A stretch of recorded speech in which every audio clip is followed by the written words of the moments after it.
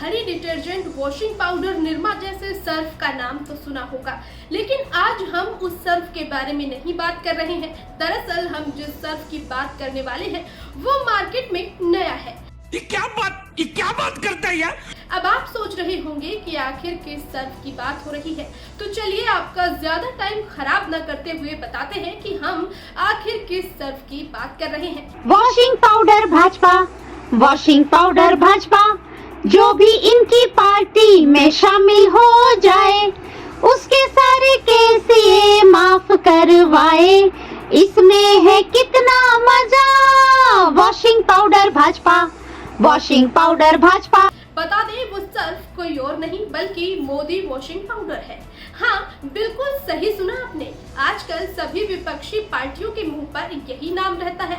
वो इस वजह से कि हर नेता जो किसी अन्य पार्टी से होता है वो भ्रष्टाचारी होता है, भ्रष्टाचार में लिप्त होता है। लेकिन जैसे ही वो बीजेपी में शामिल हो जाए तो उसके सारे भ्रष्टाचार खत्म हो जाते हैं और उसे क्लीन चिट मिल जाती है। मानो उस नेता के सारे काले चिट्ठे मोदी वॉशिंग पाउडर से धुल जाते हैं। और एक बार फिर मोदी वॉशिंग पाउडर चर्चा का विषय बना हुआ है। दरअसल अभी महाराष्ट्र में जो राजनीतिक घटनाक्रम घटा है उसे देखकर तो यही लगता है। जोर जोर से बोल के लोगों को स्कीमें बता दे।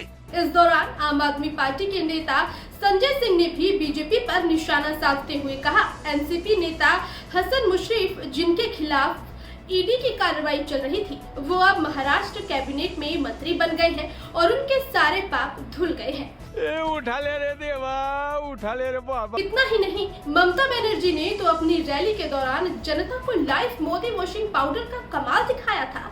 वो एक तरफ गंदा कपड़ा डालती तो दूसरी तरफ से सफेद कपड़ा निकालती। यहाँ उन्होंने सीधे सीधे ये बात साफ कर दी कि कैसे कोई भी नेता जब बीजेपी ज्वाइन कर लेता है तो वो ऐसे ही ईडी और सीबीआई की जांच से मुक्त हो जाता है, या यूँ कहें कि उसके जितने भी पाप हैं वो बीजेपी में आने के बाद धुल जाते हैं। रुको जरा, सब्र करो। चलिए अब आपको एक ताजा उदाहरण ही दिए देते हैं। दरअसल 2 जुलाई को महाराष्ट्र में एक नाटकीय राजनीतिक घटनाक्रम के तहत अजित पवार सहित एनसीपी के 9 विधायक बीजेपी, शिवसेना, शिंदे गुट की सरकार में शामिल हुए। Control control. हालांकि दिलचस्प ये है कि बीजेपी ने अजित पवार सहित इन विधायकों पर भ्रष्टाचार के आरोप लगाए थे, लेकिन अजित पवार अब राज्य के उप मुख्यमंत्री बने हैं। साथ ही उन्होंने अन्य विधायकों को भी मंत्री बनवाया है। लेकिन अब देखने वाली बात तो ये होगी कि क्या अब इन मंत्रियों पर ईडी या फिर सीबीआई इंक्वायरी होती है या नहीं, क्योंकि कल तक खुद बीजेपी ने इन मंत्रियों पर भ्रष्टाचार में लिप्त होने का आरोप लगाया था। सही पकड़े हैं।